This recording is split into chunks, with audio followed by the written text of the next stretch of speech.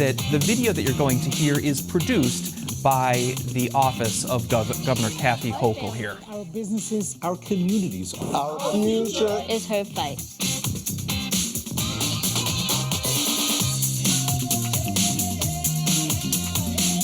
I'm Fran Drescher, and I'm a New Yorker. I'm a New Yorker. I'm a New Yorker. We are New Yorkers. 2025 was a tough year. Washington made things harder. Costs went up. Uncertainty went up. And families were left paying the price. It was a tough year. New Yorkers were tougher. While Washington played games, our governor got to work.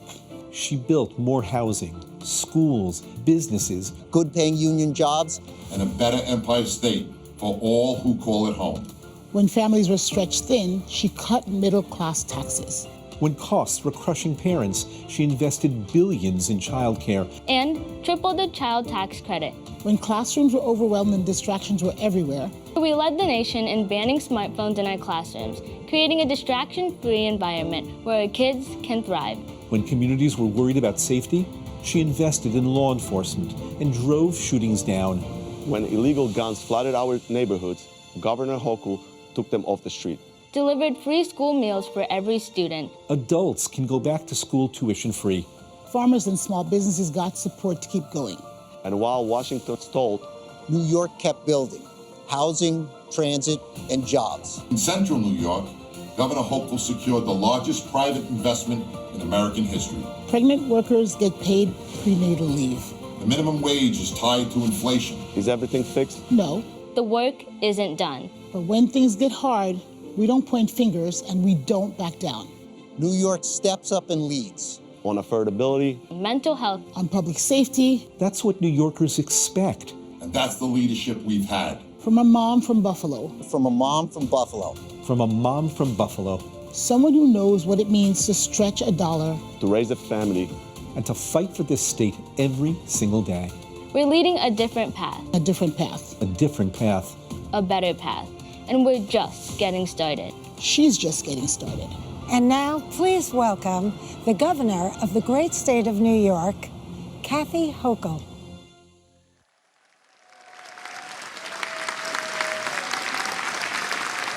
I want to point out that this is the first State of the State address that North Country Assemblyman Michael Cashman, the newly elected representative of the North Country, the former town supervisor of the town of Plattsburgh, will be listening to. NBC5's Sophia Falbo was already expecting to talk with Michael Cashman this afternoon.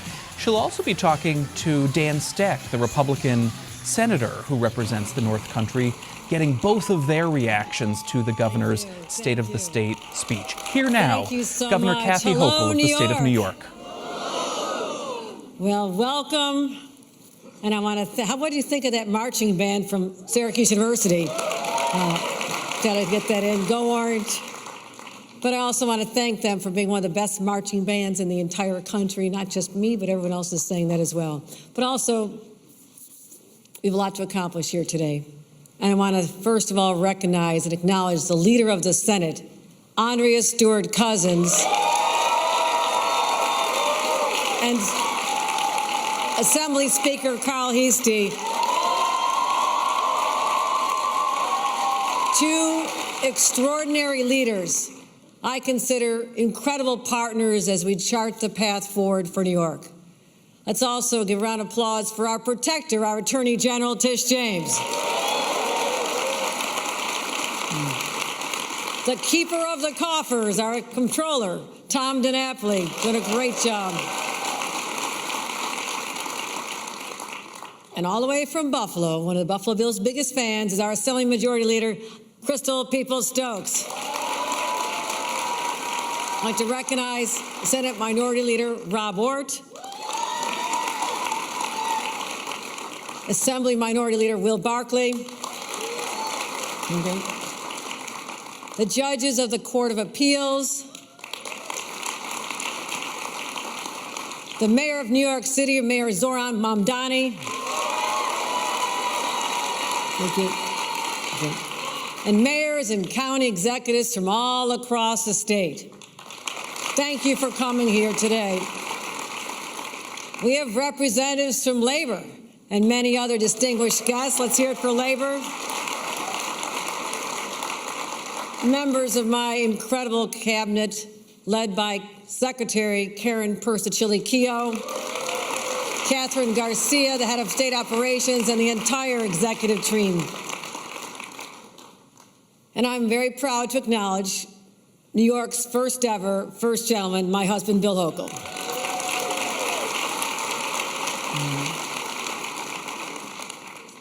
Today, on this 13th day of 2026, we'll embark on a journey together. A State of a State address is a chance to look into the future. But this address actually calls us to do something much bigger than this moment. The origins of our nation, founded 250 years ago, and how that history shapes where we are and where we must go from here. That's the tone I want to talk about, that incredible history that defines us as a country and New Yorkers. Because from the very beginning, New Yorkers have always been a rather rebellious lot, willing to take on forces larger than ourselves in the cause of liberty and freedom. It's that resilience, that strength, that spirit, that willingness to fight for a better future that was born in secret meetings in the taverns of Albany and New York City, charting a path forward under the weight of an oppressive power. Sound familiar? It's not in here.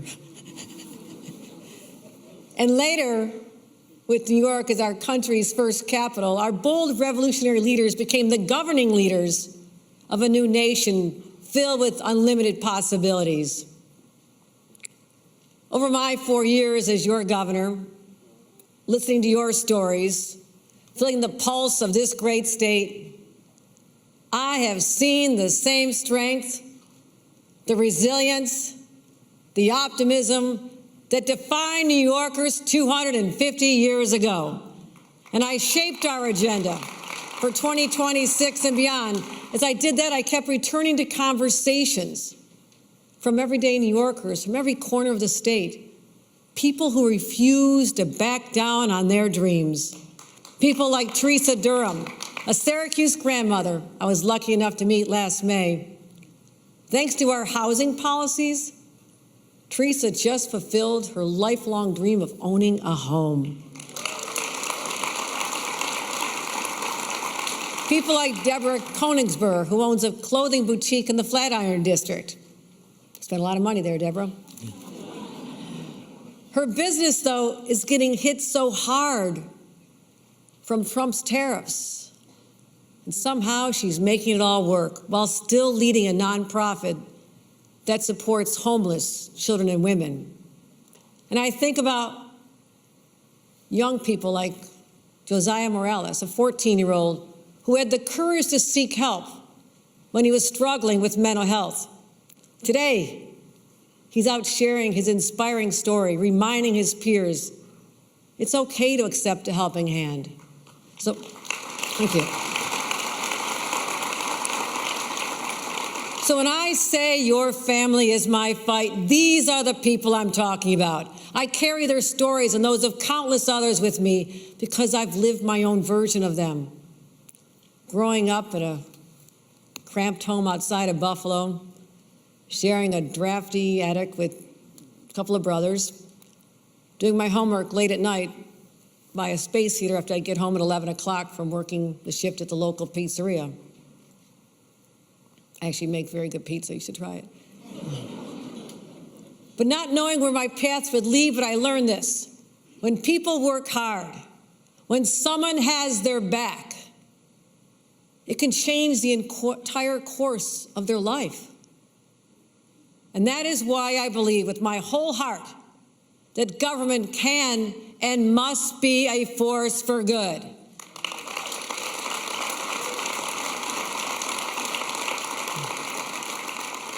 And over the last 4 years, we've proven it. We took our state emerging from a crisis and powered a comeback that few thought was possible. Crime is down. Crime is down in the places New Yorkers feel it the most, on our streets and our subways. Our communities are safer than they've been in years. And we know people need a safe place to live. That's why, working together with the legislature, we secured the most significant housing deal in half a century, so young families can put down roots. And we expanded childcare, capped the cost of insulin, and launched the nation's very first paid parental leave program. That's how you change lives.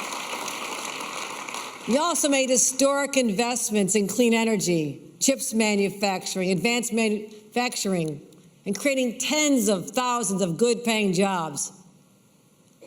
And the impact is undeniable. Retail is surging. More college graduates are moving to New York than anywhere else in the entire country. We're leading the nation in return to office.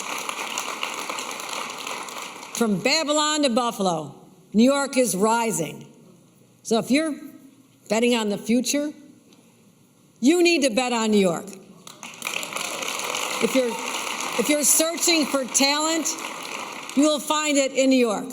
If you're looking for the epicenter of culture and innovation and opportunity, it has always been, will always remain, New York. My friends, I am so proud to stand before you and say the state of New York is strong.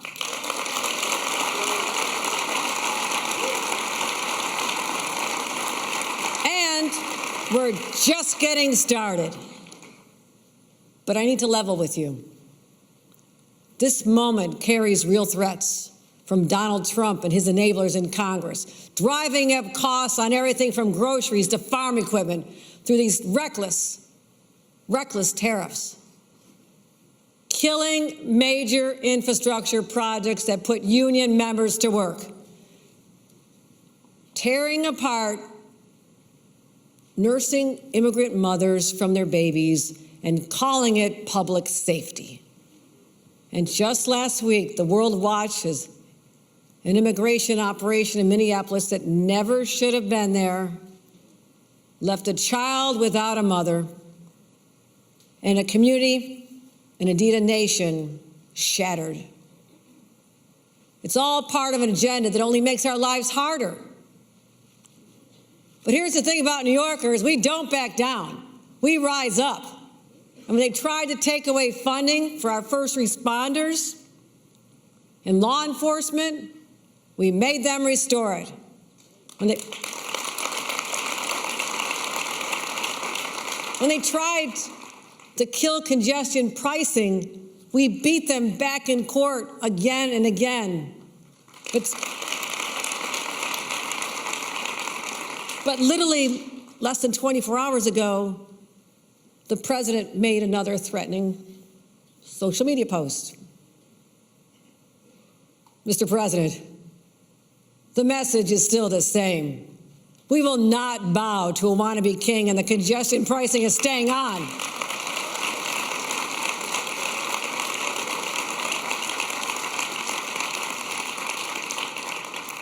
Yes, this is a real year of uncertainty driven by reckless federal policies. Washington's chaos is hitting our bottom line, but here's the good news. We built the boat to withstand the storm.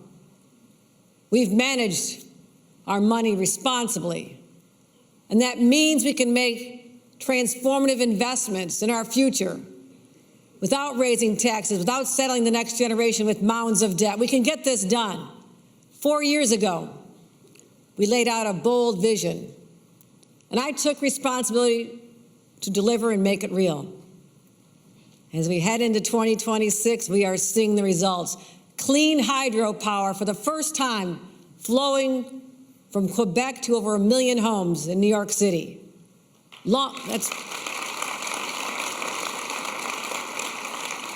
Long-stalled housing projects finally rising from the ground. A new stadium bringing pride and investment to Western New York. Go Bills! Now, you're all allowed to say go Bills. Thank you. Okay. See, I'm trying to unite downstate and upstate. This is the best thing I've got, right?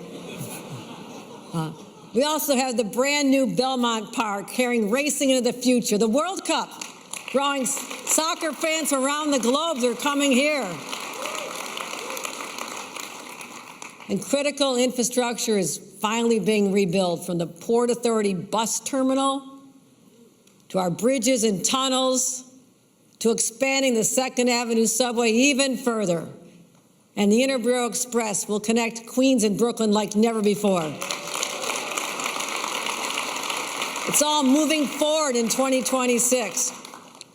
Even the renovations at Penn Station that I got the president to finally focus on and pay for, long dreamed about, are on a path forward. Also, families will get a little more breathing room with another minimum wage hike, better paid family leave, a child tax credit up to $1,000 per child under the age of 4. And let me say this. We have the lowest middle-class tax rates in 70 years. Let me repeat that, the lowest in 70 years. And we lifted a major burden that was on businesses by paying off billions of dollars in unemployment insurance debt, while increasing the benefits by 70%. Now, this is a critical safety net for anyone who finds themselves out of work. Well, what else can we look forward to in 2026? World-renowned companies are reinvigorating communities that were overlooked for too long. Look what's coming. Micron in Onondaga County, shovels in the ground. Now, not 3 years from now, 3 days from now, shovels are going in the ground. Micron is happening.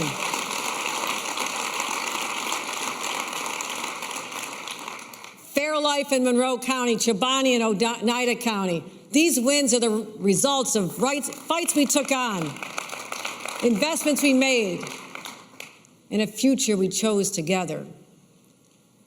And when I say together, that means my great partners in state government, but also means the local leaders who work around the clock, keeping our towns and our cities running. Let's hear from a few of them.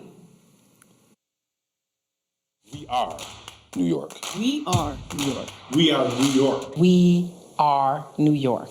Across the state, local leaders are building opportunity. Street by street. Neighborhood by neighborhood. Turning visions into results that People can see and feel. But none of us can do this alone. And progress doesn't happen without Leadership from the top. Leaders like Governor Kathy Hochul. Governor Kathy Hochul. Since she took office in 2021, Governor Hochul has delivered really unprecedented investments in our crime analysis centers. investing in law enforcement. She's helped small cities like Peekskill flourish. A $230 million hospital. $3.2 million to support 50 units of affordable housing. $10 million more for economic development projects creating jobs in Western New York. The single largest economic development investment in our county's history. $400 million in state investments to revitalize our downtown. She's been focused on making New York more affordable and is a trusted partner in our shared fight for universal childcare. We're committed to working with Governor Hochul to make affordable, high-quality childcare. Take it from someone who's leading the city of Poughkeepsie, Who works in the village of Hempstead, North Tonawanda, Newburgh, Buffalo, the city of Yonkers. every single day. When New Yorkers work together, We can accomplish anything. Governor Hochul gets that.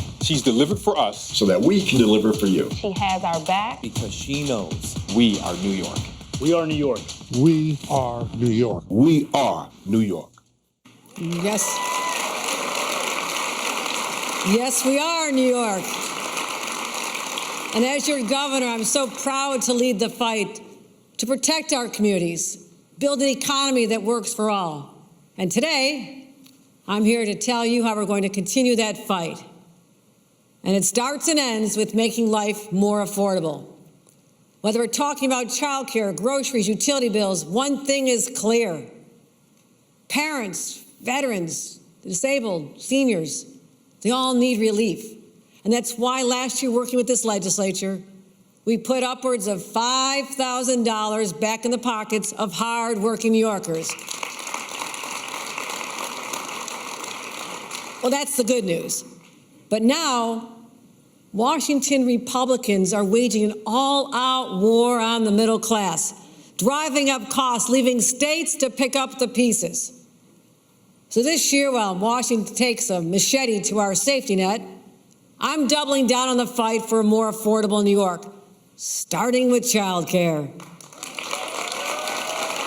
For parents, working parents, no cost is more overwhelming. And I know how urgent this is because I lived it. When Bill and I were just starting out, childcare was one of our greatest obstacles. I was fresh out of law school, all excited about my career, dream job working on Capitol Hill for Senator Daniel Patrick Moynihan, a true legend. When our babies arrived, and I'm happy they came, but I had to give up that career. No, they're great kids. They're now giving me other babies, which is great. But we simply couldn't find available, affordable childcare like so many other people then and now. It was heartbreaking. It was tough then. But for too many families today, it is almost impossible. Get this. In New York City, childcare costs between $26,000 and $40,000 a year. For that price, your toddler should be fluent in 3 languages and doing your taxes.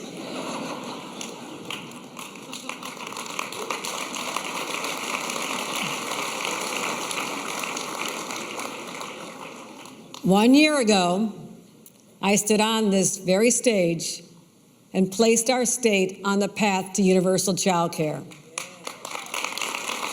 Today, I stand before you with a clear roadmap to show you how we'll get there, building on over $8 billion in childcare investments we have made since 2022. And this plan will ultimately deliver universal childcare for every single family in New York, full stop. Full stop. Now, the work has already begun. 5 days ago, I stood with Mayor Mamdani. We stood together. Thank you. Thank you. Thank you. Come on. Republicans have kids, too. You can stand.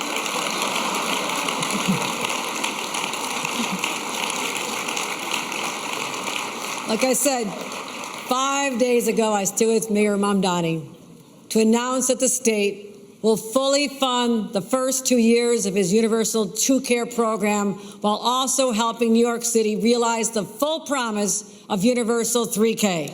We made that commitment and we'll keep it and beyond. Statewide, we're taking a different but equally ambitious approach. We're promising universal pre-K for every single 4-year-old by 2028. And this year, we'll pilot community-wide childcare to provide year-round, full-day, affordable care for newborns to 3-year-olds. And we'll build on that proven success of our state child care assistance program and our voucher program so tens of thousands more families can access high-quality care for no more than $15 a week. And thanks to our strong economy, we have the revenues to get these initiatives off the ground. But to keep the momentum going, we also need partnership with the private sector. So we'll work with employers, improve tax incentives for those who invest in child care benefits. I want New York to be the #1 place for anyone to start a family and build their future right here. When we do that, we all win. Our classrooms are fuller, our economy is stronger, and our communities are richer in every sense of the word. But affordability doesn't stop at child care. Right now, the average New York household pays nearly $1,700 per year just to keep the lights on and the heat running. Now, we've got some challenges. Donald Trump's stop work order on offshore wind only makes it worse in the long run. And I'm fighting that every step of the way. But while that battle continues, we're taking action now. Streamlining utility assistance, helping homeowners make energy-efficient upgrades, and protecting New Yorkers who are being blindsided by exorbitant rate hikes. We can make energy more affordable and reliable while still leading the nation in sustainable investments, leaving this state even stronger for our children and grandchildren. And there's another affordability issue that's been apparent for years. Anybody out there own a car? Yes. The sky-high cost of auto insurance. Now, in many parts of our state, owning an automobile is not a luxury, it's a necessity.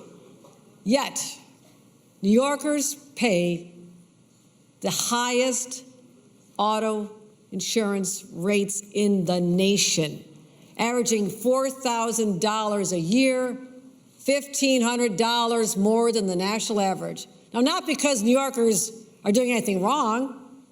I'm sure they're all really good drivers, right? I think they are. But why? Because of rampant fraud and runaway litigation costs are jacking up the prices. Now, let me be clear how that happens. When the system allows out-of-control payouts, those costs get passed on to you in the form of higher monthly premium bills. New Yorkers should not pay more for the same coverage. And this is the year we're going to do something about it. We're putting the brakes on fraud. We're ending a system that rewards illegal behavior. And if you are driving drunk, driving without a license, or committing a felony at the time of the crash, you should not get a payday. This is about finally standing up for millions of New York drivers who deserve a break.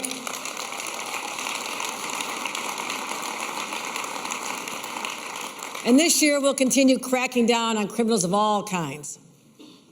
When I came into office, New York was facing a crisis of crime and disorder. In the 2 years before I arrived, shootings had nearly doubled. Repeat offenders were cycling in and out of the criminal justice system, and too many people felt unsafe. I promised New Yorkers I would do everything in my power to restore safety and security. And we backed that promise with action. We made unprecedented investments in police and public safety, over $3 billion. We enacted the strongest gun laws in the nation, along with common sense reforms to keep serial offenders off the streets and to stop criminals from walking free on technicalities. We also equipped the police with the best technology, deployed more officers in the subway, and we formed specialized units to crack down on retail theft and also on domestic violence. 4 years later, crime is hitting record lows. Shootings, homicides, subway crime, all down. But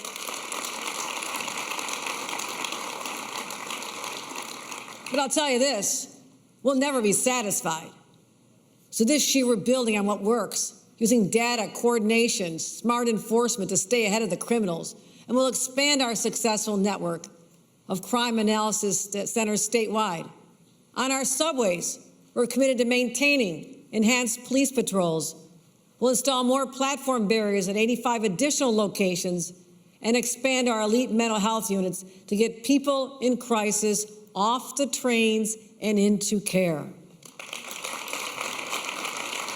We stemmed the tide of firearms that were flowing into our state along the iron pipeline.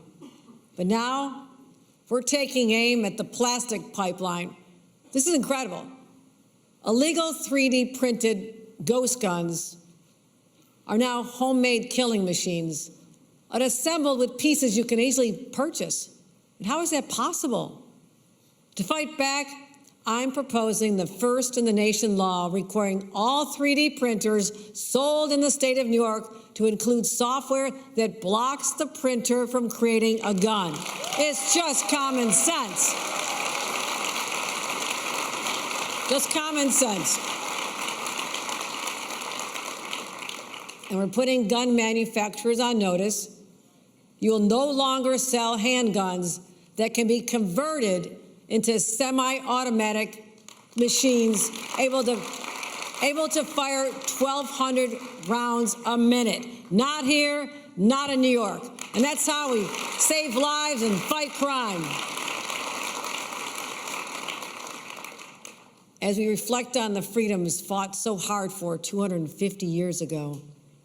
Among them is the freedom to practice your religion without interference. In 2026, we'll take steps to protect our houses of worship against the rising tide of anti-Semitism and Islamophobia. Now, New York has already invested $130 million to better secure these sacred spaces. But clearly much more has to be done. Just last week, protesters led pro-Hamas chants outside a synagogue in Kew Gardens Hills. That's not free expression, that's harassment. And targeting a Jewish community this way is anti-Semitism. And that's why I'm proposing a ban on these protests, and I'll respect people's right to protest any day of the week, but not within 25 feet of the property line at houses of worship. So those who simply want to pray, can do so without fear or harassment. Everybody deserves it. Every faith deserves that. My responsibility for keeping New Yorkers safe, as you know, extends to our kids as well. We've taken on big tech and passed nation-leading laws so kids will no longer be subjected to the addictive algorithms that manipulate their minds. They'll no longer be targets for mega corporations monetizing their mental health. And now, when the school day begins, their cell phones are tucked away under our bell-to-bell ban. And in just the last 4 months, the transformation has been extraordinary. Extraordinary. Classrooms are alive with discussion. Laughter fills our lunchrooms. And Frankie Focus haunts our children's dreams. He is a weird-looking dude. But I say building on our success, I say we enact new requirements to protect all social media users under the age of 18.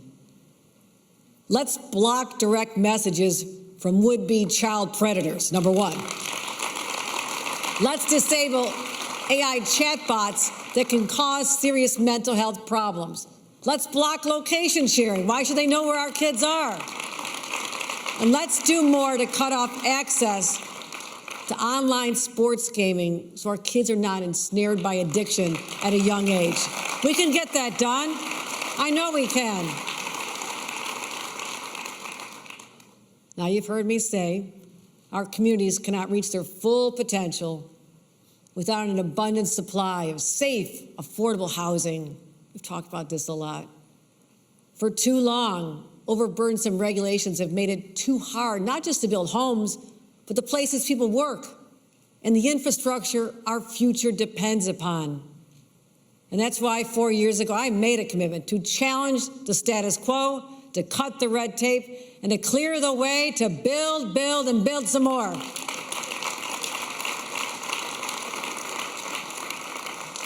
We took on a system that was failing our families and passed the most significant housing deal in 50 years. We got that done.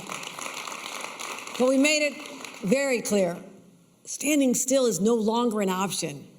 As a result, when we did this, we saved over 71,000 homes that were at risk of being scrapped.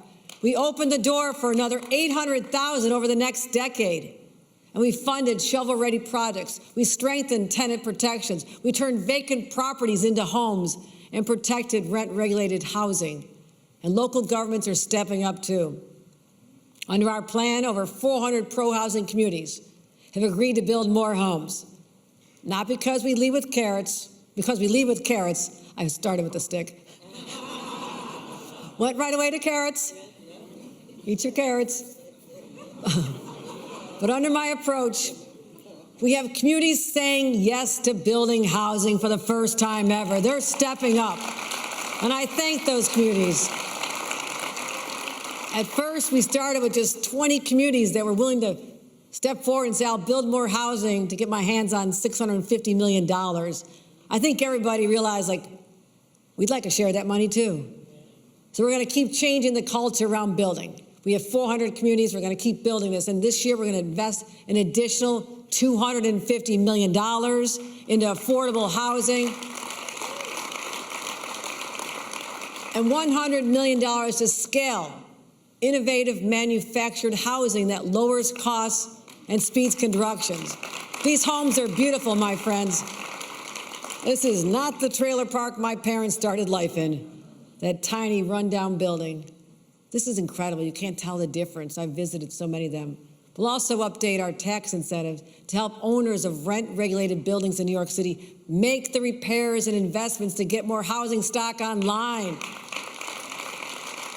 And we'll crack down on the worst landlords with increased penalties and strengthen rent relief for seniors and New Yorkers with disabilities. But as far as we've still come, there's a lot of projects still stuck. Not because they're bad ideas, but because of the system itself. The system has become the obstacle. Even projects everybody agrees we need, affordable housing, clean energy, critical infrastructure, can spend years trapped in red tape, pushing up the costs and pushing opportunity further and further out of reach. So this year, we're taking a hard look at the environmental review processes that have not been updated in half a century. Now, right now, they slow down the very projects that help us fight climate change, create housing, and strengthen our communities. That's why in this budget, I'm proposing a simple, common sense update. When communities say yes to housing, infrastructure, clean energy, we're going to let them build. And when a town or city decides to move forward, they should not get stuck in regulatory hell. Now, cutting red tape doesn't end at the construction site. It extends to government, too. This year, we'll eliminate onerous, outdated regulations and leverage cutting-edge technology to show us how to make government work better. But we'll also do it the old-fashioned way, talking to small business owners and other impacted businesses about the bureaucratic barriers that are holding them back. People deserve to know their tax dollars are being spent wisely and that their government is operating efficiently. While we're bringing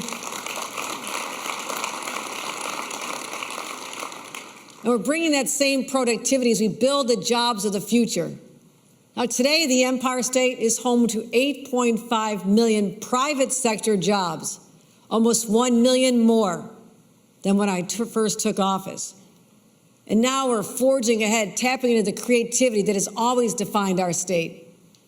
Just looking back 200 years ago, the Erie Canal made New York State an industrial powerhouse. It's sustained generations of jobs, good-paying manufacturing jobs in entire communities. But those jobs, when they were shipped overseas in the 1970s, communities like mine paid the price.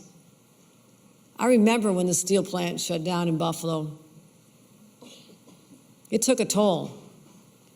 And I remember seeing the pain from the out of business signs, businesses gone dark, the drawn faces I saw on the sidewalk that have lost hope. None of my siblings, big Irish Catholic family, right? Lots of siblings. They couldn't even stay in the town they wanted to grow up and raise their kids in. The lesson that taught me will never be forgotten.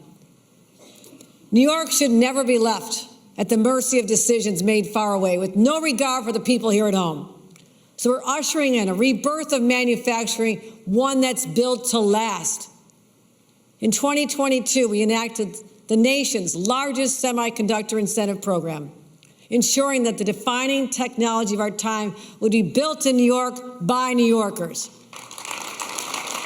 We're already landing the world's largest chip makers, but to ensure that these opportunities are within reach for all, not just reserved for a select few, I'm going to be investing $500 million to help all New Yorkers gain the skills they need to succeed. We'll do that. Let's go way back, though. It starts with the fundamentals you learn in school. And that's why 2 years ago, I took on some strong interest and insisted that we go back to basics on how we teach our kids to read for the first time in 20 years. And we got rid of ineffective methods. We took on that fight and we won. This year, let's take the same approach to math so we can prepare the next generation for the jobs of tomorrow. And for those who want to embark on a new career, adults who want to do something different or the job that they chose isn't working out, we launched free community college for adult learners pursuing high-demand careers from healthcare to advanced manufacturing. And just since last summer, more than 11,000 more people enrolled than would have done it otherwise. We're opening the doors of opportunity like my family had. Let's expand it even further. It's working. Let's expand it to add new fields like logistics, air traffic control, emergency management, other fields. We can get this done. But also, speaking of preparing for the future, we must plan for the energy that industries require. Now, last year, I took on the bold step of greenlighting the first nuclear project in a generation. It is a vital part of our all-the-above approach to energy. I realized it sounded very ambitious. At the time, we set a goal of building 1 gigawatt of nuclear power. We thought about it. There's one thing I believe: you go big or you go home. So I've decided to raise the bar to 5 gigawatts. That's more nuclear power than is built anywhere in the United States in the last 30 years. Let's do it. So many communities are begging for this upstate. And also, to make sure New Yorkers are ready for these good paying opportunities, there's going to be a lot of building involved, my friends in labor. We're going to have a nuclear workforce development program so we can forge our clean energy future together. We'll see what Homer's doing. But let me be clear. Our energy system exists to serve New Yorkers first. Now, data centers are vital for an innovative future, but they guzzle up tremendous amounts of energy and leave ratepayers footing the bill. So if they want to build in New York, they have to pay their fair share for the power they use. But also, ultimately, I want them, if you're going to come, you have to generate your own power independently, clean energy, not on the grid, and we're going to make sure that, because we will not allow technology to undermine our infrastructure and raise costs for New Yorkers. And we also won't allow technology to undermine our democracy, because people deserve to trust what they see and hear during election season. So this year, we'll require disclosures on all AI-generated images and videos so real New Yorkers know what's real and what's not.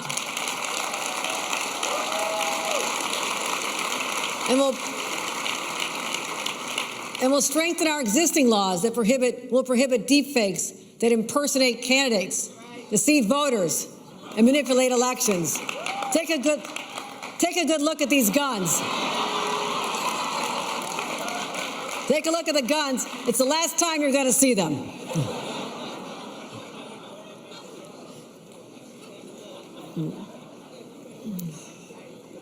But all jokes aside,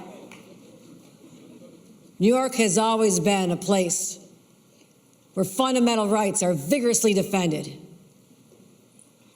At a moment when those rights are under direct attack, New York is doing what we've always done. We're standing firm. When Roe v. Wade was overturned, we acted immediately, protecting abortion access and shielding patients and providers from political persecution. We enshrined the Equal Rights Amendment in our state constitution, and we strengthened one of the nation's oldest human rights laws. But over the last year, that record has come under siege by the Trump administration. One of the clearest examples of what's at stake is the right to health care. Republicans in Washington want to drive up premiums, deny coverage, and force families to choose between seeing a doctor and paying their rent. Here in New York, we're going to fight like hell to stop them. This year, we'll protect affordable health care for more than 1.3 million New Yorkers at risk of losing it. That's how we stand up. We're also protecting access to life-saving vaccines. Last year, when pharmacies started turning people away, I literally had to declare an emergency, and we had to expand who could prescribe and administer vaccines so no New Yorker is left unprotected. And think about our kids. This year, I'll go further, ensuring New York's immunization standards are set by trusted medical experts, not conspiracy theorists.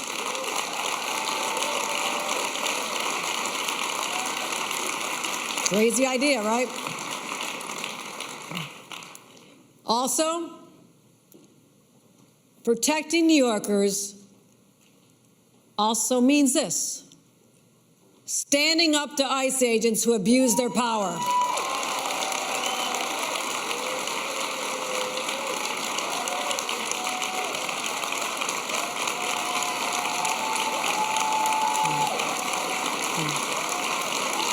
Thank you.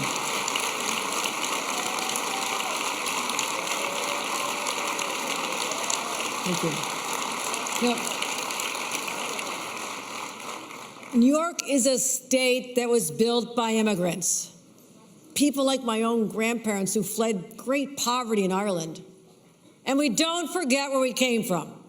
Over the last year, communities across New York, from farms in Sackett's Harbor to factories in Cuyahoga County to high schools on Long Island, have been shaken by aggressive federal immigration actions that go too far.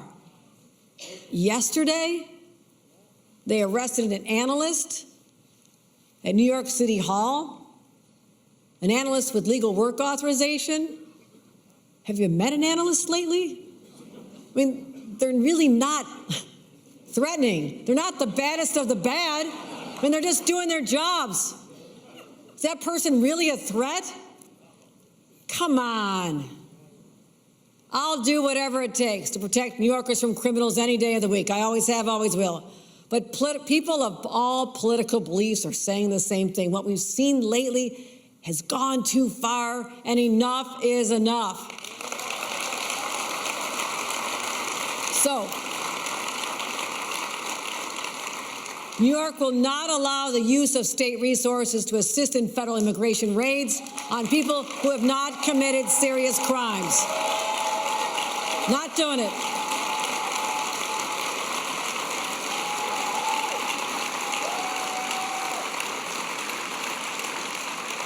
Let me be clear. Public safety will always come first, but it must be pursued lawfully and with humanity. We will not allow masked ICE agents to storm our schools, our daycare centers, our hospitals, our houses of worship for civil immigration raids unless they have a judicial warrant.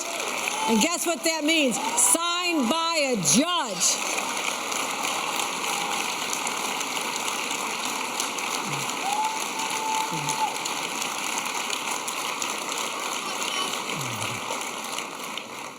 And when these boundaries are crossed, accountability matters. No one, from the president on down, is above the law. Let me repeat, no one. And that's why I will allow to move to have New Yorkers hold ICE agents and others accountable in court when they act outside their scope of duties. Now we need accountability. This does not interfere with local law enforcement or public safety. It simply affirms a core truth. Power does not justify abuse. And if someone's constitutional rights are violated here in the state of New York, I say they deserve their day in court. No matter what happens in Washington, no matter who's in the White House, rest assured, your family, your future are my fight. And,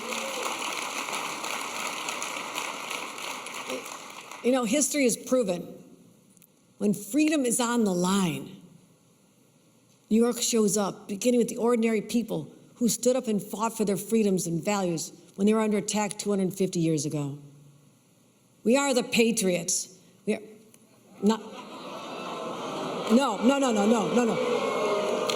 Wrong. Patriots. Get rid of that. Not those patriots who you guys screwing around. The patriots who forged a new nation. We are the people who shed blood at Saratoga, blazed a trail from Seneca Falls, demanded dignity at Stonewall. And when the American experiment was put to the test, when the path was darkest, it is New Yorkers who light the way forward.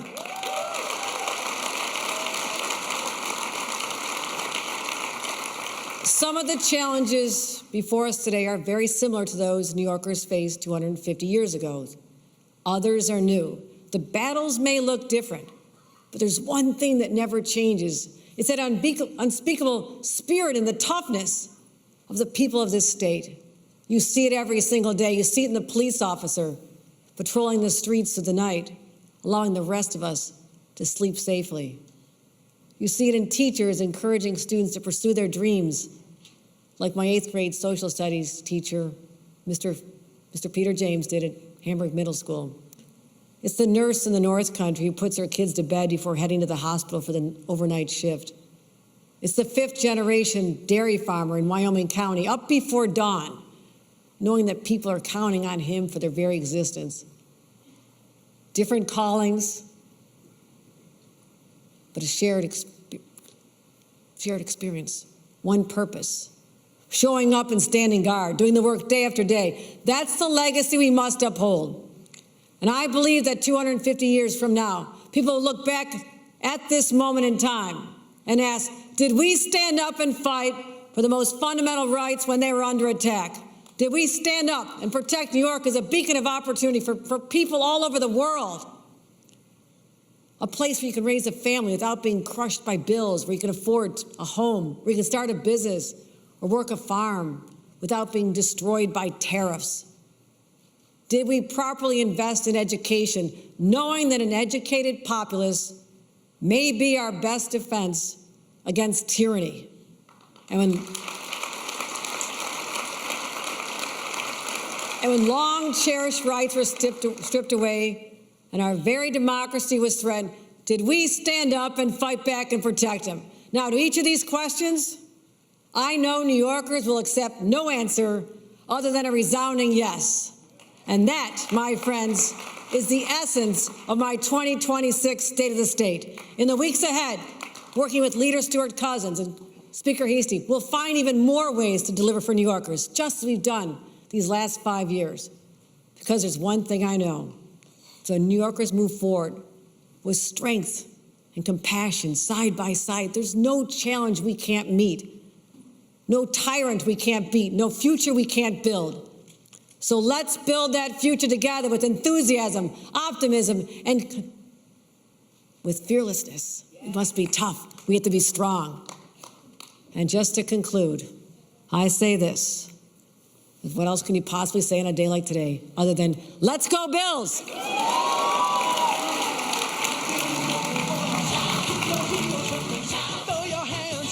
The state of New York State is strong. That's the message we've been hearing from Governor Kathy Hochul in her State of the State address that just wrapped up there. The governor acknowledged struggles in her state, including high costs of living, something that will certainly resonate in the North Country. But she didn't really reference the North Country all that much, aside from one reference to a nurse from the North Country working so hard. The governor strongly criticized President Trump for the tariffs he placed on imports from Canada.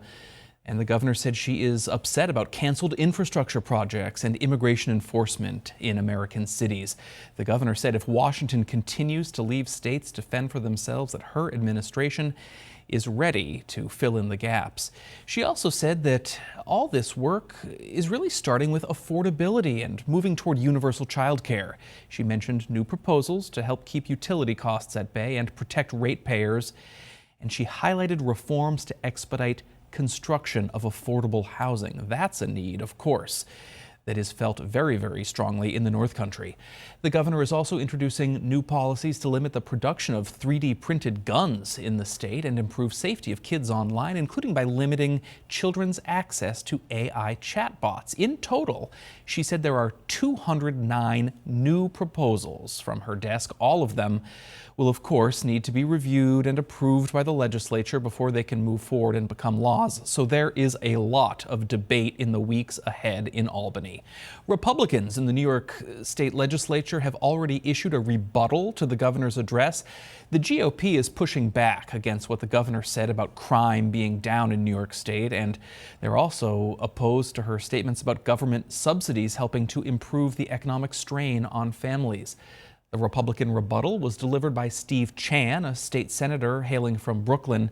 He said the governor's plan simply does not address the cost of living or public safety adequately enough. He also said that Hochul's partnership with the new mayor of New York City, Zohran Mamdani, should scare New Yorkers, he said. Take a listen.